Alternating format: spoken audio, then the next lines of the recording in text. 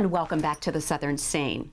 You know, when it comes to our health and something goes wrong, people are willing to do just about anything to feel better. Doctors prescribe drugs and medical devices every day. But here's something to think about. Every time a drug or a medical device is prescribed, they have the potential to produce dangerous side effects. And it seems women are the ones who fall victim to these things so frequently that are produced by big pharmaceutical companies. And that's what we're going to be talking about today in our legal scene. Let's talk about Mirena. What are some of the problems women are seeing with Mirena? Well, you know, that's another birth control device. It's an IUD. And the problems that we're seeing, we have many young women right here in Savannah, the problem we're seeing is that the device can migrate, it can lacerate the uterus, it can move into other parts of the body. We've just recently filed a lawsuit for a young lady who had the Mirena implanted and got pregnant despite the Mirena device. And when she told her OB/GYN that she had a Mirena, they did a scan, an ultrasound. They said, you don't see anything like that in there. So they just assumed it was gone. She delivered a healthy baby.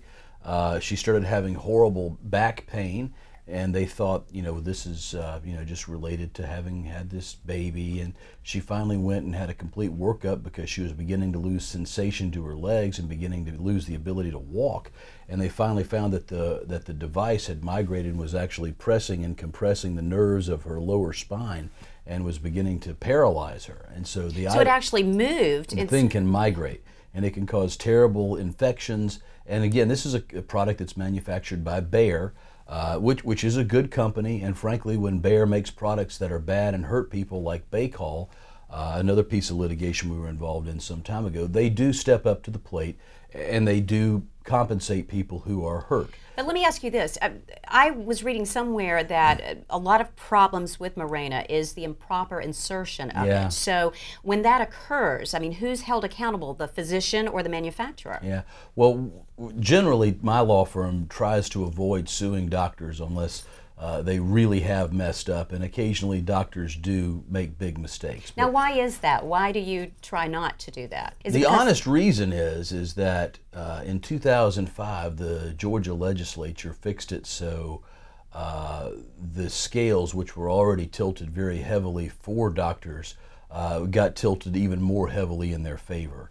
And so that medical malpractice litigation in Georgia essentially makes it so unless it's a gainfully employed man who is earning a big income who has been permanently disabled or killed, you can't really justify trying to hold doctors accountable. The other reason is, you know, frankly, with the kind of litigation that we do, and that is mainly bad drug products and car wrecks, frankly, is that we really do need the doctor's testimony in order to prove our cases.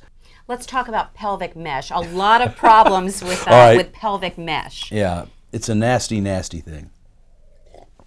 Pelvic mesh is an inorganic product, and anytime you take something that is not able to be recognized by your body and implant it, it's going to have the potential to cause problems. And pelvic mesh is something that's sort of But it's nothing new. I mean, it's been around. Mesh products have been around and been screwing people up for years.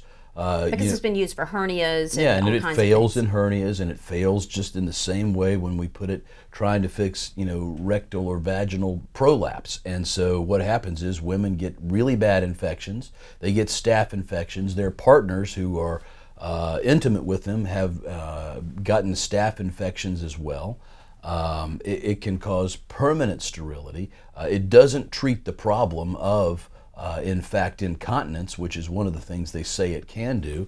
I've talked to a few local OB/GYNs who will tell you they love the product, but they love the product because it's cheap and they can use it easily. It's more difficult to use an organic product like a cadaver product, an allograft, which is a thin piece of human tissue that your body actually can vascularize and make part of you.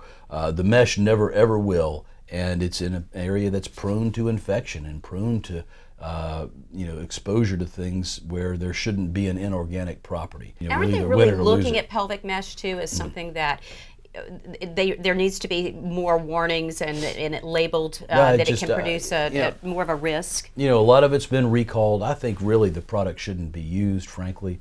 You know, some of the photographs and pictures and stories that we've seen of our clients and others who are going to trial, it's the most horrific stuff I've ever seen. And we've seen a lot of nasty pictures of a lot of gross things, but this stuff really does stand your hair on end. And people who are hurting from it ought to do something about it, because it's not right and they don't need to. So we've talked about NuvaRing and Mirena and pelvic mesh. So for the female viewers out there, I mean, what do you do? I mean, if you're having problems, I mean, and you start to see problems, and you're using some of these products, what do you do? Well, I mean, obviously your health is the most important thing, and you talk to your doctor.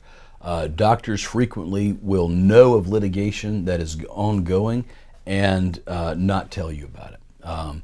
You know, TV advertising lawyers, to an extent, do us a favor. They are always the first out there to tell you what product seems to be bad. Well, is it better to join a class action suit or to go, you know, through this as an individual case? No. If you are injured individually, whatever is wrong with you is unique to you, and you need to stand in your own shoes, and your damages are sufficient that if a lawyer will take your case, you don't want to be part of a class action.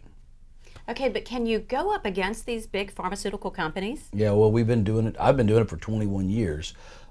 We do it successfully for our clients, and we do it every day. And, you know, you got to remember, they got a lot of money, and they hire good lawyers, but the facts remain the same no matter how they try to twist them. You know, I'm sure there are a lot of females out there who have dealt with some of these problems. As a final word, Mark, what would you say to them and give them a piece of advice as we finish out our legal segment? I really think that you need to take the time and research the products that you're going to use.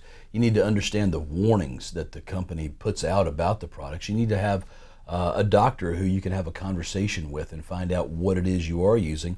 And if you start to have problems, you need to be able to speak with your doctor. Again, you know, a lawsuit is not something that's going to bring your health back. We can, at best, get you money. Thanks, Mark.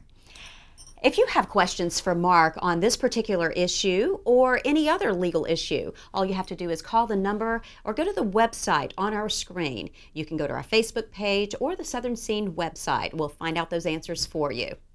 Don't go away. We'll be back with more of the Southern Scene right after this.